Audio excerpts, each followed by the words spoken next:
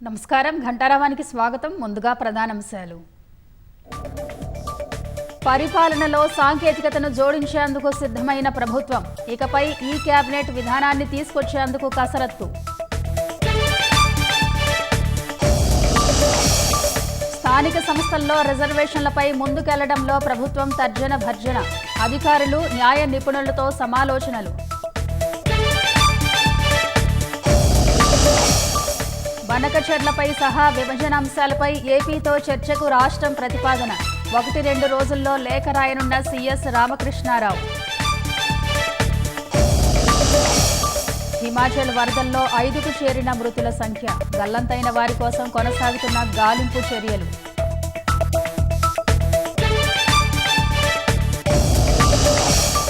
Mobile phone నెంబర్లతో మోసపూరిత కార్యకలాపాలను అరికట్టడానికి చర్యలు. సైబర్ భద్రతా నిబంధనల్లో మార్పులను ప్రతిపాదించిన టెలికాం శాఖ.